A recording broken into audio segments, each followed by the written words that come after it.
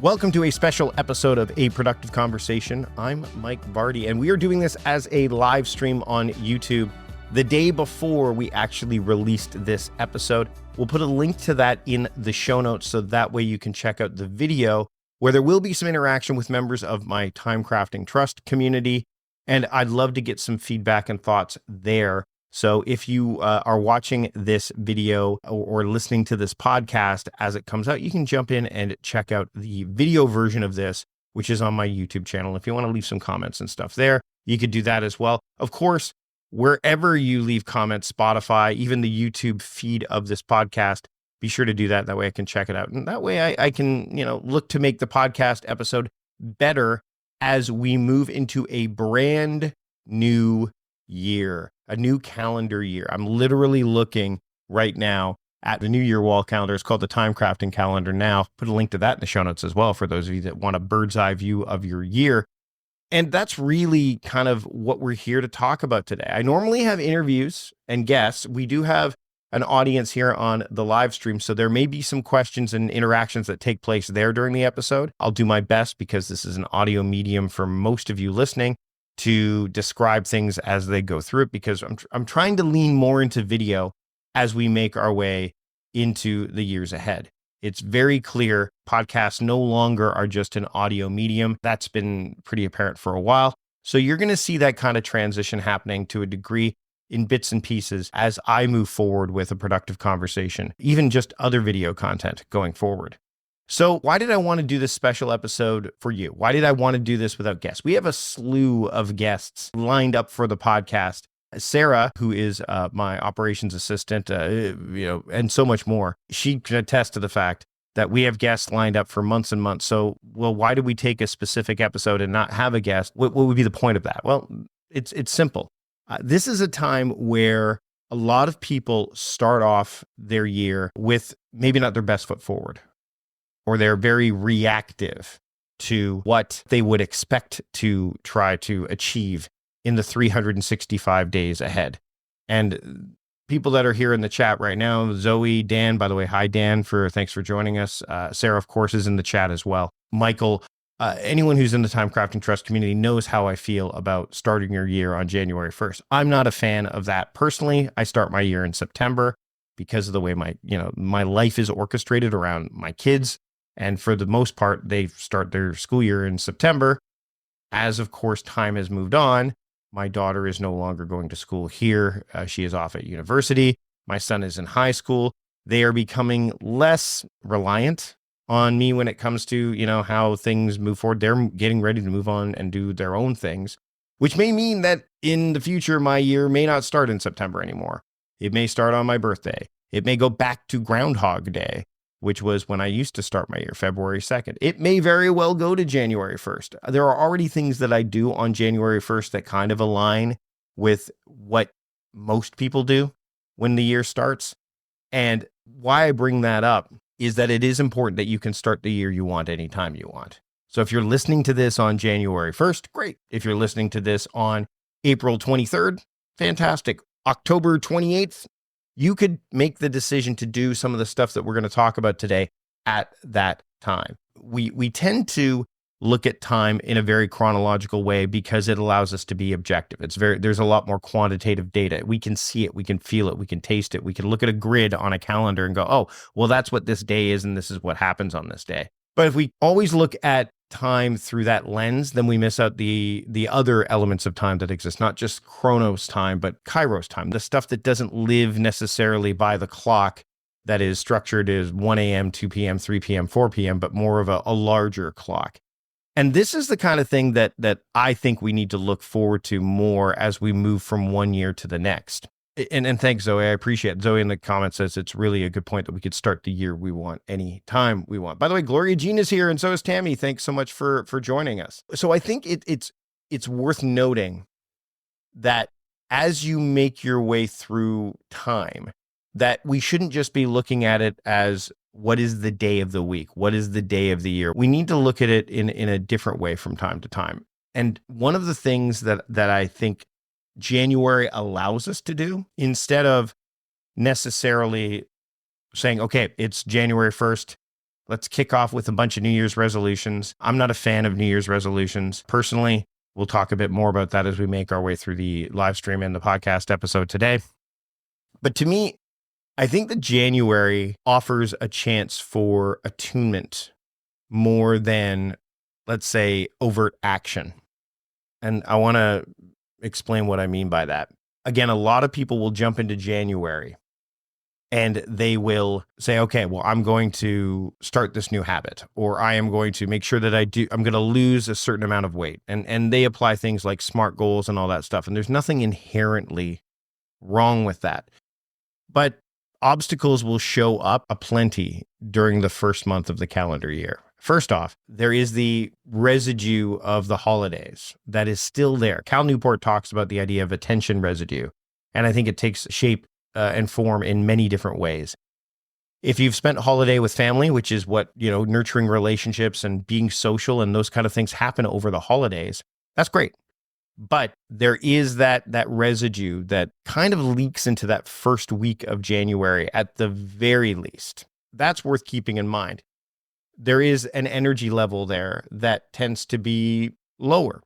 January is not exactly a time of year for most where you are raring to go. In the Northern Hemisphere, the weather doesn't necessarily promote that within us as humans. If you live in parts of the world where it's gray like I do, and I know places like London and so on and so forth, there is like a grayness there. There's not necessarily the sun shining bright every time you get up in the morning. That can play a role. Really, what my point is, I believe that January is a month for attunement so that you can be aligned with your actions and your intentions and your attention going forward. So I wouldn't say January maybe isn't a feeling out process. You should be able to, you're going to make efforts and you're going to move things forward, but it's okay to take your foot off the gas a bit as January begins. There are many ways that this can take shape. It could be that you are going to start with one habit or routine that you're going to put through the paces, or ritual. Let's say you haven't had a proper evening routine before. That's something that you could adopt in January. And what that does is, remember, routines are merely habits stacked upon one another. So taking already established habits or adding maybe one habit, maybe you want to journal, maybe that's a habit that you want to, or a practice that you want to adopt, adding that to something like your evening routine. Maybe if you've never developed a morning routine, doing the same. This is a way for you to promote that level of attunement that you're going to need to move forward. And by the way, next month, February's episode of PM Talks with Patrick Rome, we talk about the idea of alignment and attunement. So make sure that you don't miss those. Subscribing to the show will make sure that you get that as well. But I'll put a link to the PM Talks episodes in the show notes as well. So that way you can check out all of the conversations that I've had with Patrick over the past year as we are going into season 2. Again, that idea of attunement makes a lot of sense. And January involves reflection because of that. In order to be attuned to, what's going on in your world, what's going on up in your head, what is going on with all of the projects that you may have on the go or want to bring to life, attunement allows you to bring those forward in the best way possible. And in order to be properly attuned, you do need to spend some time with reflection. So one of the things that I think is incredibly valuable to become attuned, which ultimately, again, will lead to alignment. I already alluded to it a little bit, the idea of journaling, a reflective practice of some sort. Instead of doing all of these annual review posts and annual review videos that you see on YouTube or the blog posts that you see out there, I prefer to take on the practice of an annual preview. Let me explain what that is. Basically, what you're doing is you are reflecting on the past, and it could be just the past year. It could be beyond that, especially if you haven't necessarily had a journaling practice, so you can't quite pinpoint chronologically when patterns began, how they were proliferated, when they ended, good ones, bad ones, things you've done. We are really, really poor at gauging that time in the present moment. For example, recency bias can really take hold in the reflective process, especially when you try to do that in January without some data to back it up. What do I mean by that? Well, let me give you an example. If you've ever had a performance review, either giving one or taking one, most of those aren't worked on consistently from the start of the year to the end of the year. So if your annual review is to come out every January, unless the person that was doing the review, or maybe you're going to do a self-review, that often happens, those self-evaluations. If you don't have data to draw from that goes all the way back to the beginning of the year, and it needs to be reliable, trustworthy data. So, for example, a lot of task management applications out there, you can look back and see what you did when. You know, a Todoist allows you to look through the activity that you've done with tasks so you can see what you accomplished. ClickUp allows you to look at completed tasks. Pretty much every task management software out there allows you to look at what you've done, not just what you're going to do. Okay. And that's data. That tells you, hey, here's what I did. Oh, I did this back in January. I did this in April. I did this in February. And that is very quantitative data, right? It's like, here are the things that I did. You can count them. How many times did I do this? When did I do that? Like, it's very rooted in a quantitative way. But what a journal will do is it gives you the story behind it. So if you were going to get an annual review and you could see, you had a journal or a report or a daily log of how things went every day while you were at your job. Here's how I felt. Here's what happened. Here's what didn't. Here's some of the roadblocks.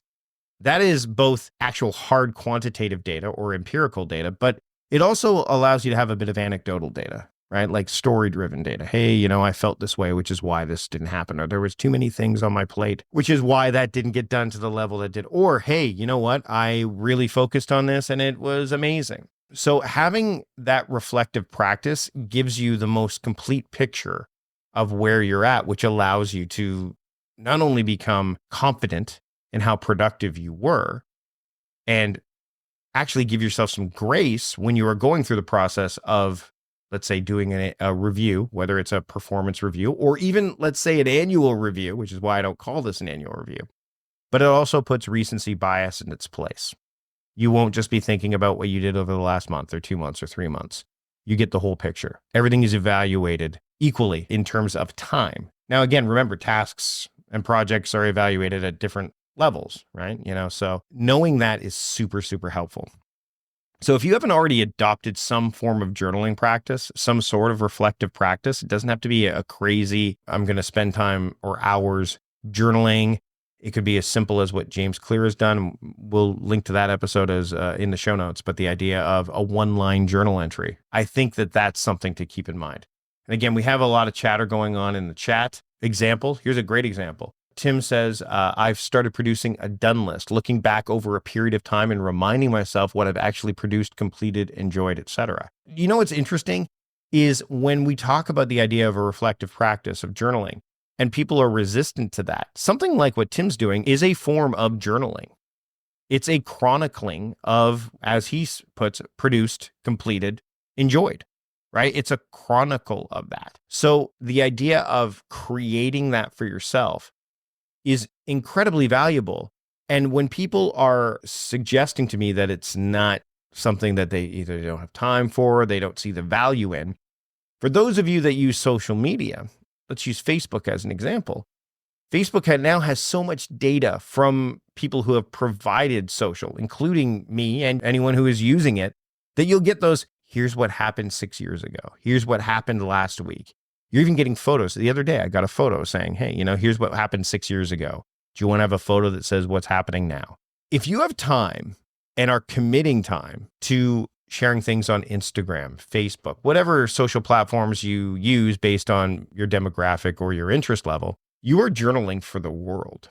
I'm often surprised by some of the stuff that I posted to Facebook or whatever platform I would be using many years ago, or even just a few months ago.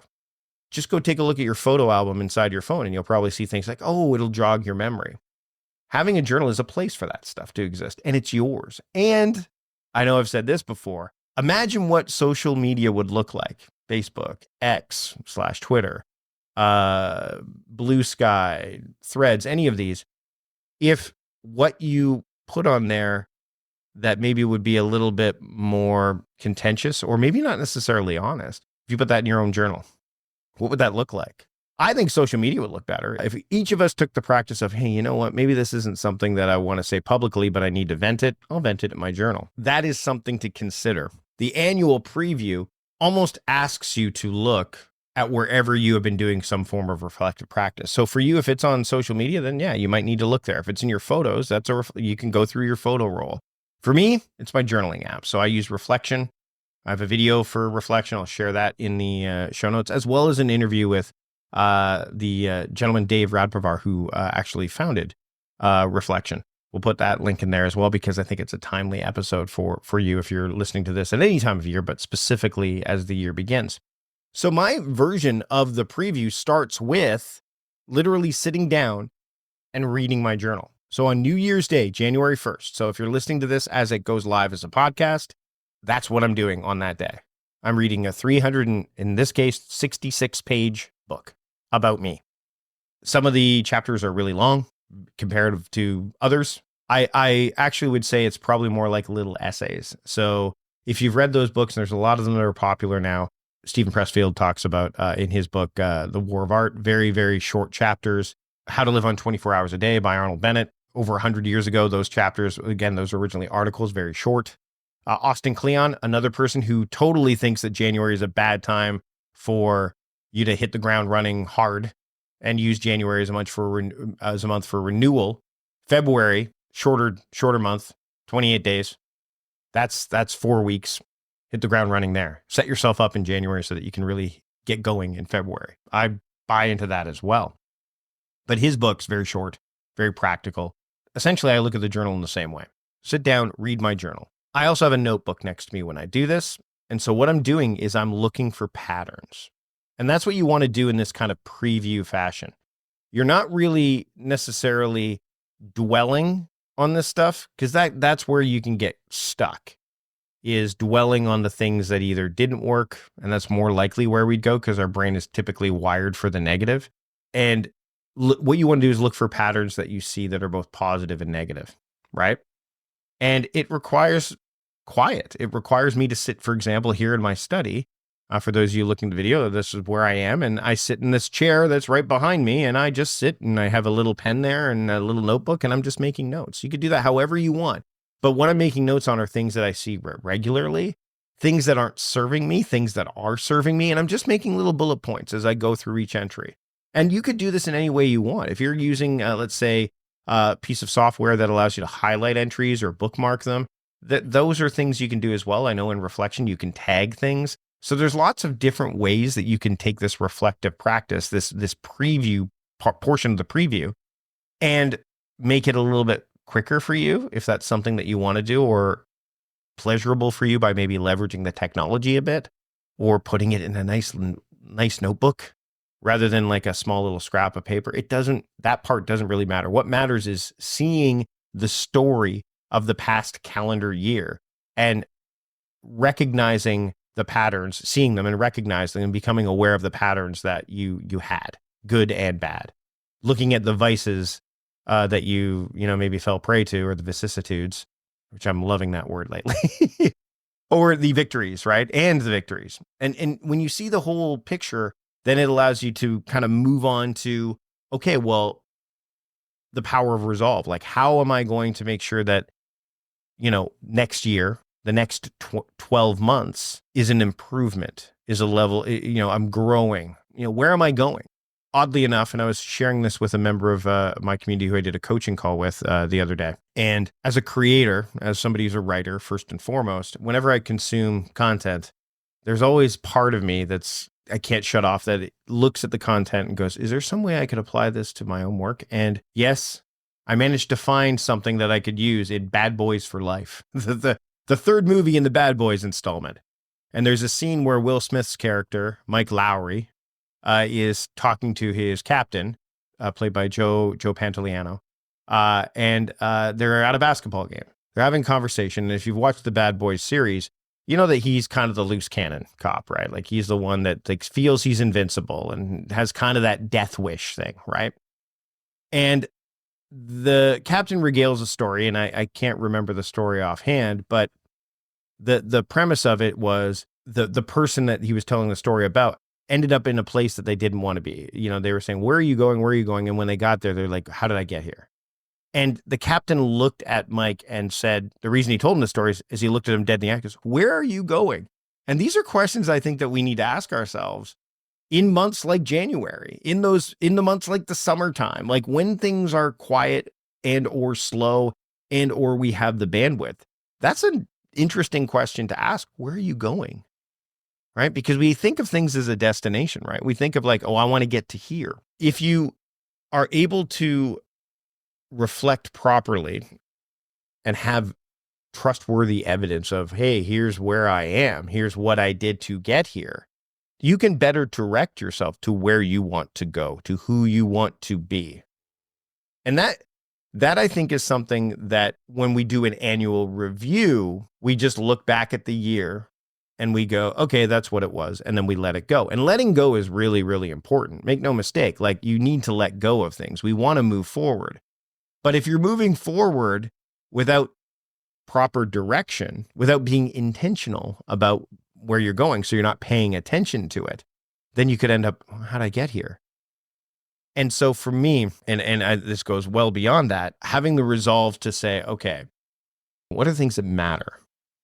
How am I going to make sure that these things that matter move forward in 2025, 2026, whatever year you're talking about? So again, sitting in that chair behind me, reading my journal, all 365 entries, and you may not have 365 entries. You may have 24. You might do one a month. Again, it doesn't necessarily matter. And if you aren't journaling already, you could look at things like social media. You could look at other areas. You could look at your task app, like Tim was saying. You could look at that and say, hey, what did I do? Let me look at my activity level. You want to look at those patterns of what worked, where victories, and what didn't. And then this is where you could start to say, okay, well, now let's look at the months ahead and what do I want these months to look like? And this is where things like monthly theming and that can happen. Jackie points out David Shea, who, by the way, does the Emergent Task Planner for years. He starts his year on Groundhog Day and does a monthly review 30 days later. So I'll see if I can find that post and link to it in the show notes. But thanks for sharing that, Jackie, in the chat. Yeah, again, I love February 2nd as a start date for hitting the ground running because the movie Groundhog Day, and I've alluded to this before, I love that because in the movie Groundhog Day, the lead character, the protagonist, who's very antagonistic in the early phases of the movie, he repeats the same day again and again and again and again and again. And only once he changes his behavior does the year change for him, the future change. And I like Groundhog Day for the same reason, right? You don't want the last year to look the same, this year to look the same as last year or the year before you. You want to break some of those patterns, right? So this is where you could do things like theming months. Hey, I want to theme the month of August as my planning month because the summer is kind of slow and I want to sit and focus on planning in August. Or I've got this big project that I want to work on and let me do that. And by the way, your journal will tell you at times of year also when the best time is to do those things. So when do you have more energy? Well, maybe that's the time where you should tackle that bigger project. Again, this is again assuming you have agency to that degree, but there are going to be things that you have agency within, like your personal projects or even some initiatives at work that maybe you're taking the lead on that aren't required to be done on the day-to-day. This is where you could start to have resolve around, hey, these are the things that matter the most, and I want to make sure that I bring those things to life. So you're starting with that whole 12-month cycle, and then you're narrowing it down bit by bit. So that's something to consider. So again, I theme my months. I don't theme every single month, but I could tell you, and by the way, inside my community, we do on a regular basis, we do this event called the Ready Retreat. It's a 2-day event that allows us to kind of take a step back, retreat, so that we can be ready to move forward. We're actually doing one this week as we release this episode. And it allows you to kind of set the table with intention and attention. It allows you to be attuned, really, and aligned with that. So if that's something you're interested in, put a link to that in the show notes as well, because we used to keep it open just to members of our community, but I think we're going to open it up to outside the community this time around. The other thing that I think is important, other than when you're going through this process of, all right, let's find the patterns. I've read my journal, looked back, checked out what the patterns are, good and bad, created some milestones, some earmarks, some waypoints on the months ahead. So that way I know, hey, this month is, this is my overarching focus for this month. This is my overarching focus for the next month. I think another thing that you need to be willing to do, and we talked about this already, touched on a little bit, we have to let go. Let go of those things that aren't serving you anymore.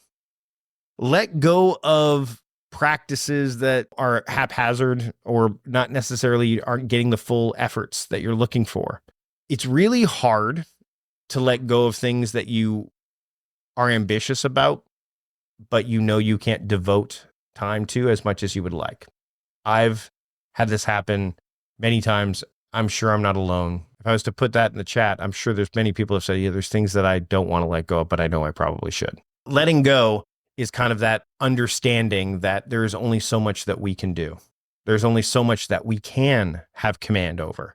It all comes back to this really simple, timeless idea of there's so much that we overestimate what we can do in a short period of time, like a day, and underestimate what we can do in a year, 5 years, 10 years. You've probably heard a version of that somewhere.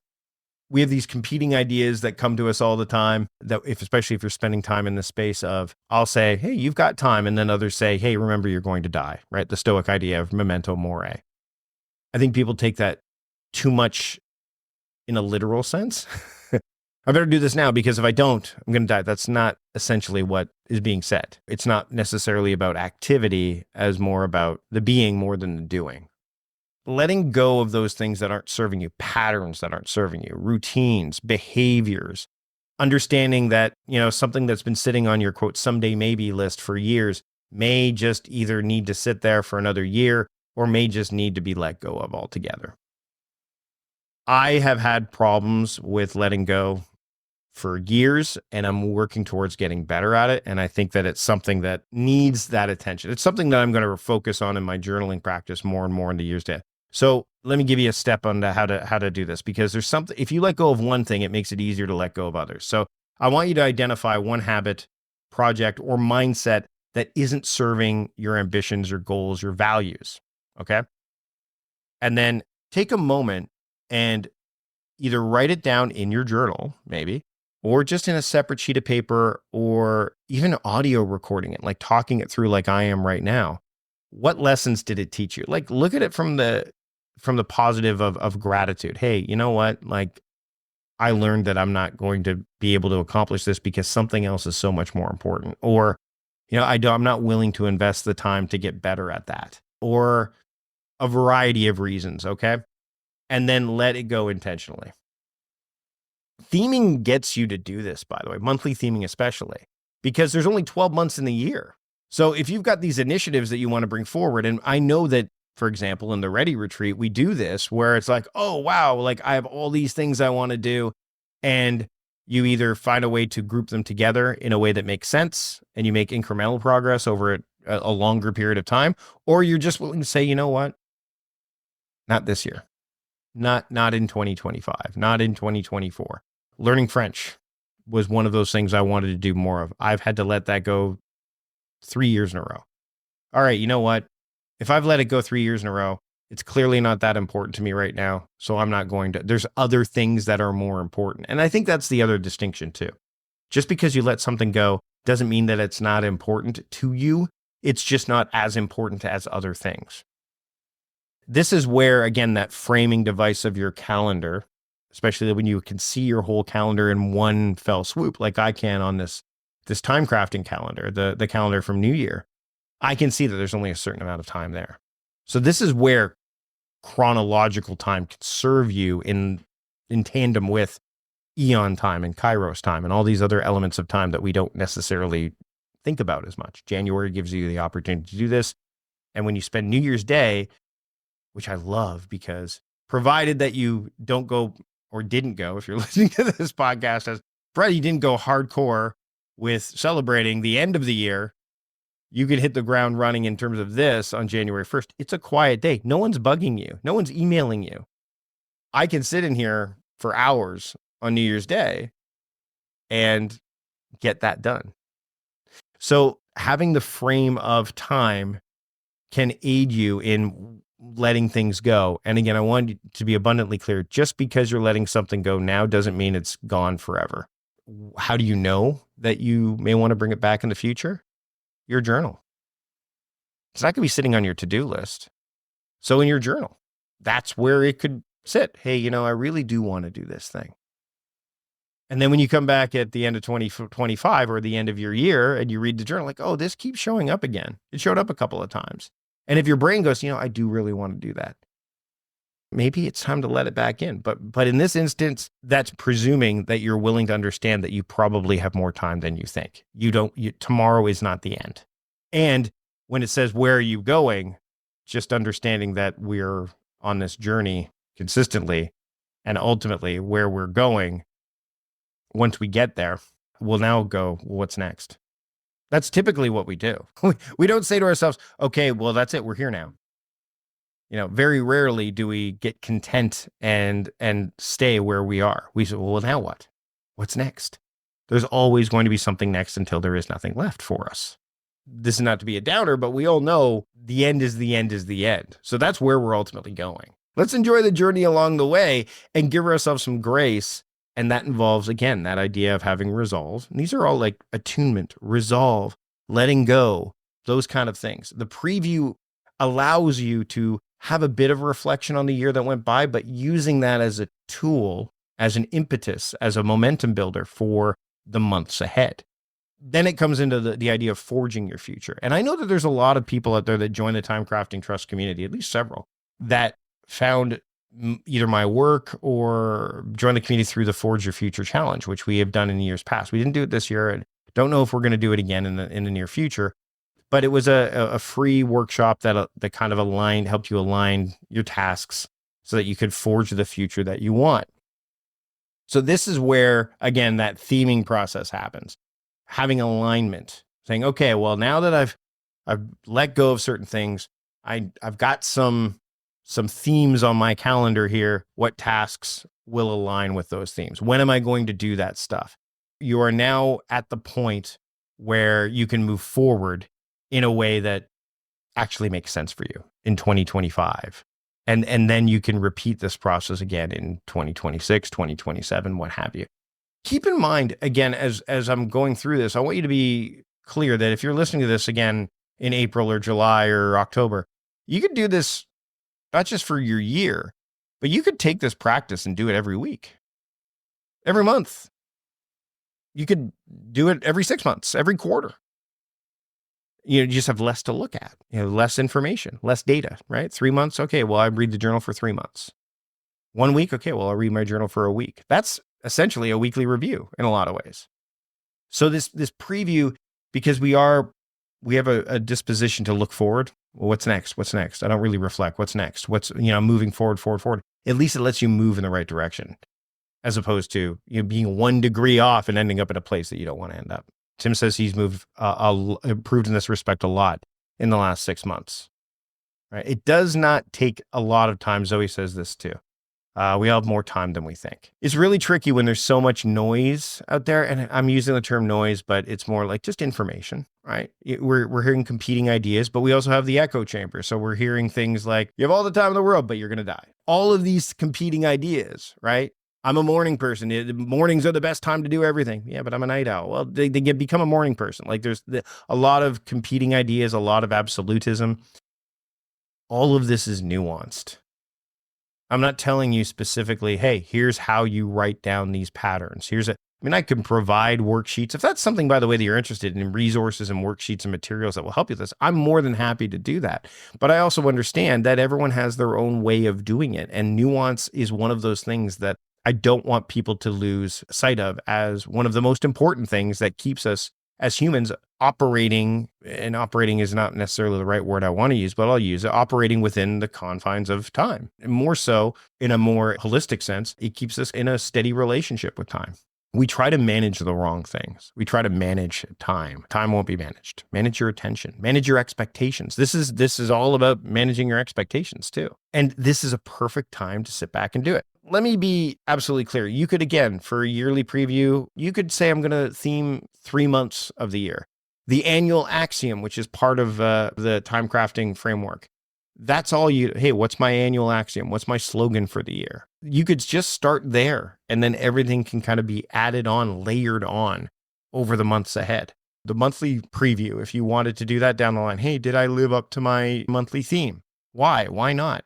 A lot of questions around the right things as opposed to questions around the wrong things can help you have the year that you want. Any time you want. This is a perfect time for attunement, renewal, recharging, reflection. The idea of a review, if you've ever done an annual review, it can seem all-encompassing, all-engrossing in just the review part. The idea that I just sit there and read a book for a day. I know my book isn't going to be 366 pages this year. I know I didn't write every single day in my journal. Those days I missed, by the way, tell a story as well. A couple other things that I want to point out before we wrap up this episode is if there are things that you want to isolate as habits or things that you want to do consistently. So whether it's let's say a morning reading routine, or let's say it's habits that you want to cultivate on a regular basis, exercise, meditation, journaling, those kind of things. You could, James Clear could call them keystone habits. I know that I think BJ Fogg actually calls them keystone habits. But the point is, often those things can get waylaid or sidetracked or even just ignored, just lost in the shuffle with a typical to-do list app.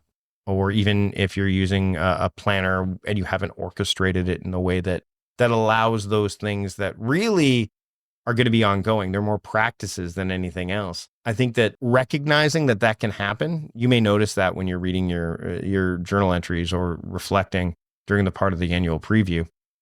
I actually had a conversation with a coaching client, a one-on-one coaching client the other day where we talked about, well, how do you isolate those tasks that you would procrastinate on, those things that happen regularly that you don't want to lose sight of? Well, this is where the analog and the digital can kind of work together. Now, if you want to have things that stand out from your regular tasks, nothing says that you have to use your to-do list app to actually have those in there. You could, but you could do something, and I'm showing this on video right now. I know Tim has one, by the way, because I shared it with him in the community, and I haven't filled it out yet, but if you're looking at this on video, it's a plastic chore chart that I've removed the chores from.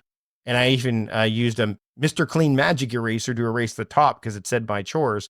I now have a blank slate that just has a sliding check mark and X. I haven't put anything on here yet. I'll be doing that likely during the Ready Retreat, but more likely some of this will show up today if you're listening to the podcast as we dropped it. On something like this, you could say, well, did I dedicate 2 hours to writing? Yes, great, check off. Things of that nature. You can isolate those really important tasks / habits / rituals that you want to spend time on, not in Todoist, ClickUp, Notion, whatever. But sometimes having that distinction of like, this is something that's analog or it's on my iPad or on my Remarkable that is outside of Todoist or ClickUp, I'm going to make sure that's where those tasks live.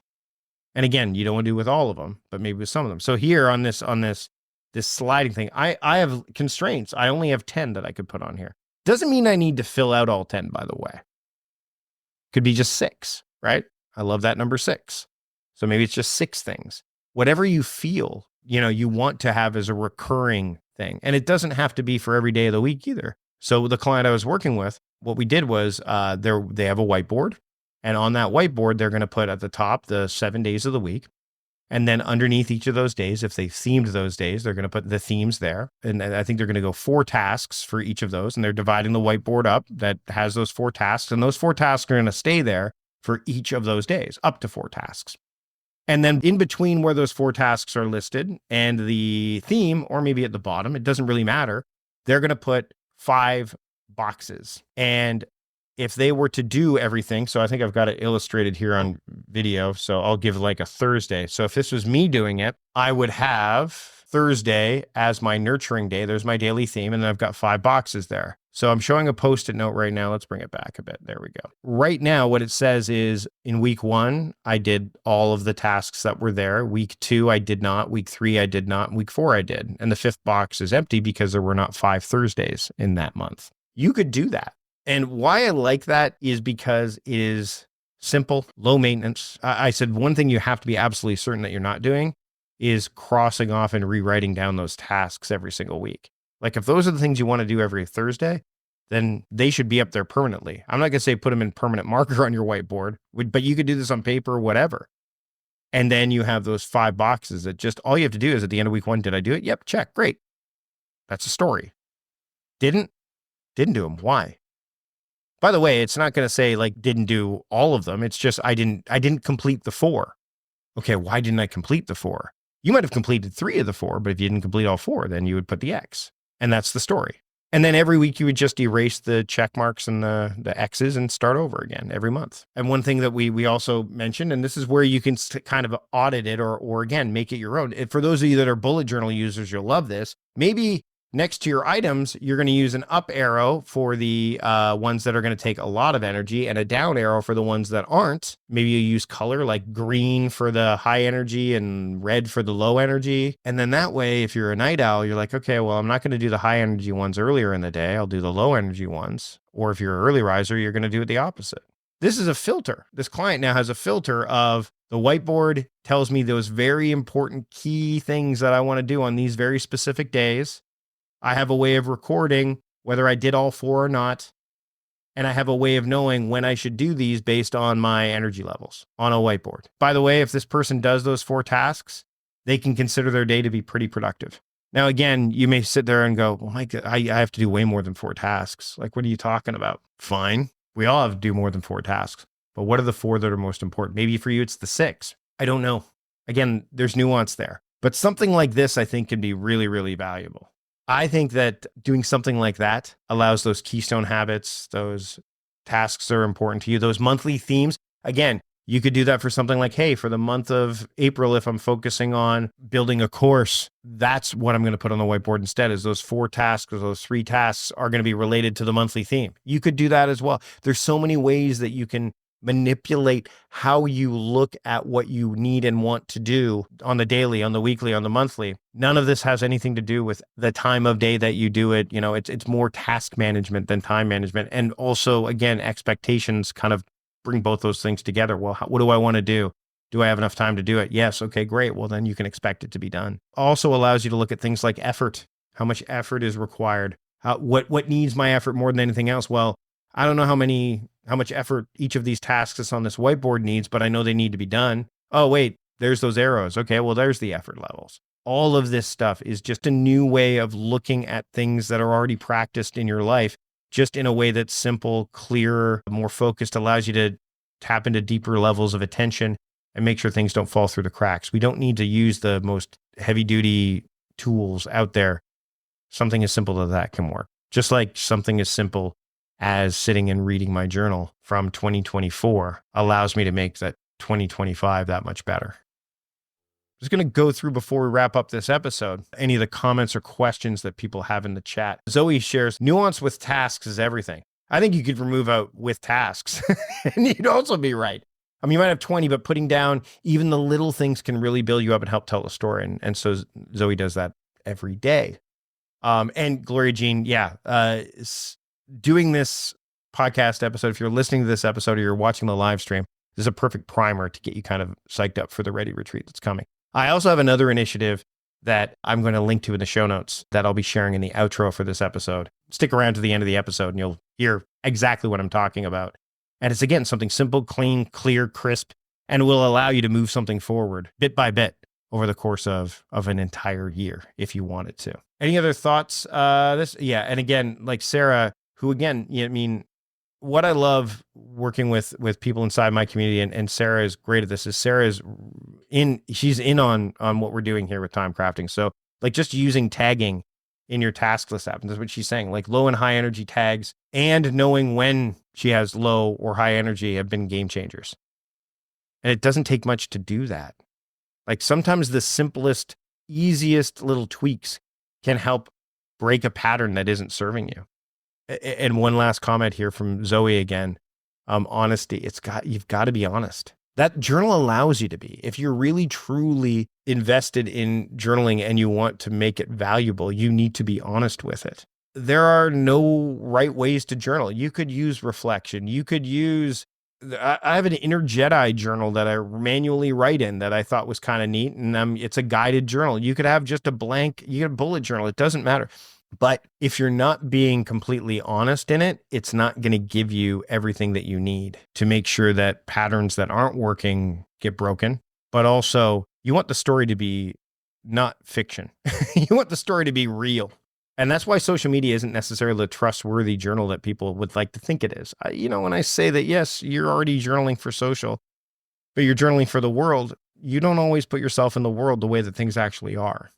A lot of it is optics. And again, I'm being general here, but in your journal, you don't have to be that way.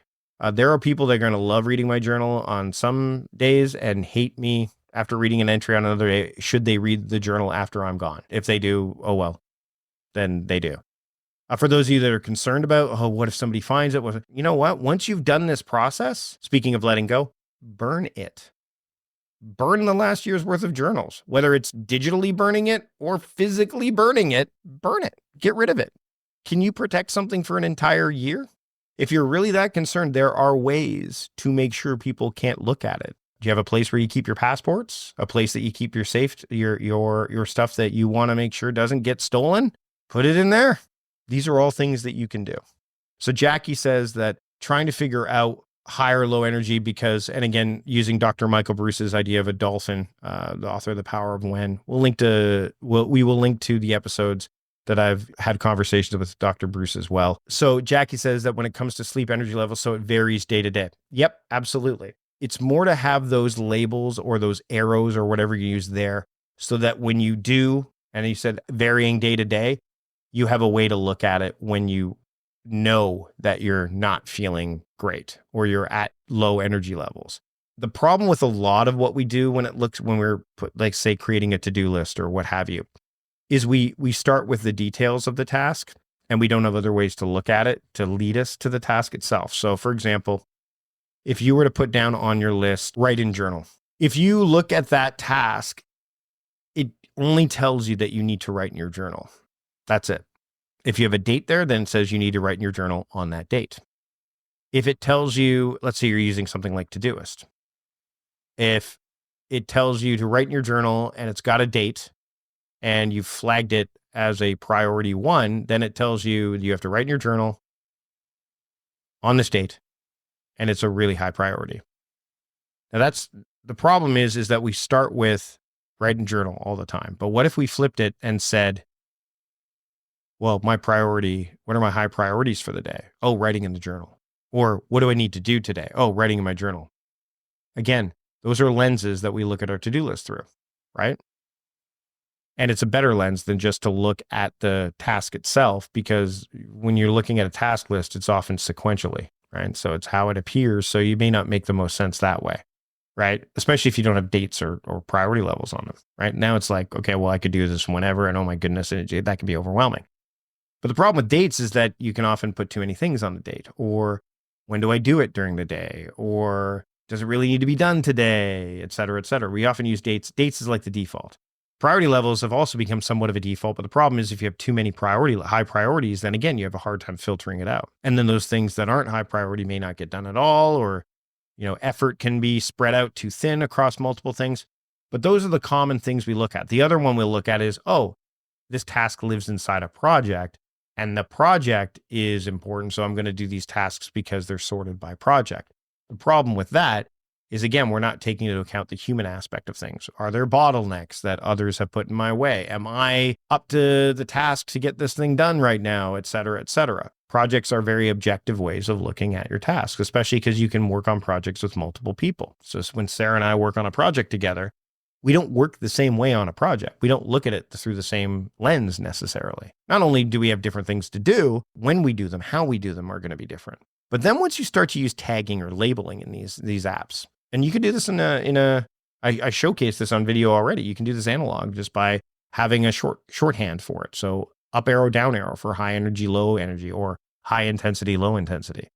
Color, that's a way to do it. But what tagging and labeling does is it gives you filters. Start practicing it now. Then when you show up on the day, the time, the moment, and you're looking at your list, instead of having to ask yourself, well, how do I feel? Okay, I don't know how I feel, blah, blah. You're asking questions that are going to be harder to answer when your brain goes, I just want to do the thing. I got to do something. Instead, if you were able to look at your list and go, okay, I'm a morning person. What are the best things for me to do in the morning? Boom. It shows you the 28 tasks that are best for you to do in the morning because you put an AM tag next to it, or Maybe again, you're a early riser, so you've put a high energy or high intensity tag or label next to it. Then the question becomes, okay, well, which is the priority? Oh, well, out of these numbers of tasks that I have, 5 of them are high priority. So they're morning tasks, they're high priority. When's the date? When's the attention date? Or if you need to go there, when's the due date? Oh, 2 of them are due today. Okay, great. I have 2 tasks that are high priority that I should do in the morning because I have a lot of energy and they're due today. What are those tasks? Write in journal or whatever the other task is. Notice what happened there? I didn't talk about the names of the tasks until the end of the filtration. Because if I started with the names of the tasks, that would slow me down. That would trip me up. That would create doubt. I trust I'm a morning person. I'm a night owl. I'm tired. I'm at my desk. This is where you get into classic getting things done contextual stuff. I'm at my desk. What can I do at my desk? I'm on a plane. What can I do? What can't I do? And I talk about attention paths in my work in those 5 categories of time, resource, energy, activity, and theme. Attention paths are paths for your attention. They are the primary paths for your attention. Oh, all right. Well, what are all the things I can do when I'm time? I only have 5 minutes. Great. What can I do in 5 minutes? Oh, well, here are 14 tasks that can be done in 5 minutes. Well, which of them are high priority? Oh, none of them. Okay, well, that's not helpful. Oh, but which ones are due today? Oh, 3 of them. Great.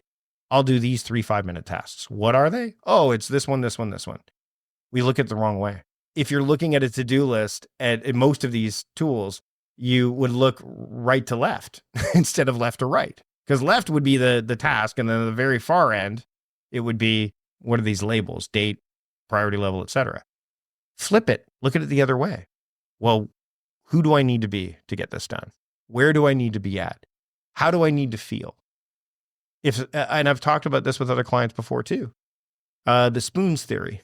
I'll link to it in the show notes as well. But the idea of people have had traumatic brain injuries or the like. They only have so many spoons per day. Okay, well, what if I created a label that was indicative of spoons? Okay, well, this is a 1 spoon task. This is a 3 spoon task. And even if, so you could start your day off with, I have 12 spoons. Okay, well, I want to do a lot of things today. So how many 1 spoon tasks are there? Oh, this isn't really a 1 spoon for me right now. I'll still leave it as a 1 spoon because typically it would be. Like there's nuance there. The problem is we look at the details first. Don't look there. And yes, context does make a difference. Tim is saying when it comes to energy levels, context make little difference. How I feel in the moment. I need to find a way somehow to ignore my emotional state. So in essence, Tim, the way that you do that, I believe, is if you're looking at attention paths and time crafting, for example, time is the reason that time is at the top. It spells time, resource, energy, activity, theme. The reason that time is at the top is it's the one that is most mutually understood, both by others and by our brains. What can I get done in 5 minutes? 5 minutes is like very quantitative. I have 5 minutes. What can I do? If you were to look at that first, that can kind of short circuit the emotional component. You can't completely ignore emotions because we're humans. I think that the tricky part is that we try to be too logical sometimes too. Well, this makes the most sense to do next, especially when we're working by project, right? Or we're working by this makes the most sense. But the problem is that we're human, so we're not AI. We need to recharge. We have energy. Like there's again nuance there. We want to look at this from a place of reason. And by the way, the other thing is emotionally, often energy plays a role in that. I feel kind of tired. Okay, well, what can I do when I'm tired? Oh, here's a bunch of low energy things. I don't care if I'm tired. But I know that I need to do writing. What are the writing tasks? Oh, look, there's like 5 of them and one of them is a 5-minute one. I could do that. So it's about that. Our default is often to look at those 3 things I talked about earlier, which is the names of the tasks, the details, the dates, which don't necessarily help us 100% of the time, and then the priority levels, which we often overuse. So it's that other layer, these attention paths that I'm talking about, that will allow you to kind of short circuit that a bit. So hopefully this was a helpful podcast episode. And if you're watching the live stream, hopefully it was a helpful live stream. I've already heard great things, and I'll have more time to go through the comments and chat and check out everything that was talked about. We had a very vibrant and active chat room here. I really do appreciate those of you that have joined me inside of the Time Crafting Trust community, not just for the past year, but also in the years prior to that, and I'm looking forward to what's to come in the year ahead. So thank you so much for being here today. We've gone a little bit over with the live stream, but that's fine. It's want to hold on to 2024 that much longer? No, I don't do solo episodes very often, so I thought it was a valuable one to do. And I think that if you're listening to this after January 1st, like way after, then you can apply this starting today as well. Because remember, you can start the year you want anytime you want. Thanks so much for taking the time to listen to this episode of A Productive Conversation. If you want to watch the live stream, you can check out the live stream through the link in the show notes. And you can find that at mikevardy.com/podcast577 or wherever you get your podcasts. So wherever you're listening to this right now, Spotify, Apple Podcasts, Overcast, Castro, YouTube, wherever you're listening to this, you can check out the show notes there. And there are plenty of them for this episode. Now, if you want to support the show, subscribing to the show, wherever you get your podcasts is one way to do that. Again, Spotify, Apple Podcasts, YouTube. There are comments on Spotify as well as YouTube, so I can engage with you there. There's lots of great reasons to subscribe, not just so that you will get every single episode that's delivered to you on a weekly basis, as well as the Flashback Friday episodes and the monthly PM Talk series, but also you can easily search through the archives as well. So again, subscribing to the show, it's a big way to support the show. Another is to check out the sponsors that you heard during today's conversation. Go to mikevardy.com/podcast sponsors to check them out.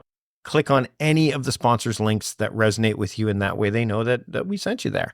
I hope that you had a fantastic 2024 if you were listening to this as it wraps up. And if not, if you had a 2024 that was not what you had hoped, and admittedly, there were elements of 2024 that I did not necessarily appreciate, I hope that 2025 is a year that you can appreciate that much more. And I hope that this episode helps you start off 2025 in the best way possible and will allow you to move forward in 2025 in the best way possible, which leads me to that thing I teased about a special initiative that I'm offering. Now, inside of the Time Crafting Trust Premium community, they've already heard about this, and they have access to a few extra bonus elements that is related to this initiative. But I've started what I call the 25 in 25 challenge. It's going to take place throughout all of 2025. It is a free initiative for you to be part of. All you need to do is go to mikevardy.com/25 in 25 to sign up. And I hope you'll do that. What would it look like if you had 25 minutes of dedicated concentration to something that really mattered to you every day for the year? What would that look like to you? What could you do with that 25-minute period accumulated over the course of an entire year? So if you are a fan of the Pomodoro technique, this might be for you. If you are a fan of time crafting, this also would be for you. Or if you just want to be held accountable, not just to yourself, but also have a way to stay on track. And when we go back to that question, where are you going? I think this challenge will help you not only figure out where you're going, but make sure that you get there. So again, mikevardy.com/25 in 25. Check it out. I'd love for you to be part of this free challenge for the year of 2025. And it starts today, but you can join in anytime. So if you're listening to this later and you want to get started whenever you listen to this episode, just go to mikevardy.com/25 in 25 and you'll be on your way. And that's it for this episode, the first episode of 2025. Welcome to 2025. Until next time, I'm Mike Vardy, the host of A Productive Conversation, reminding you to stop doing productive and start being productive. See you later.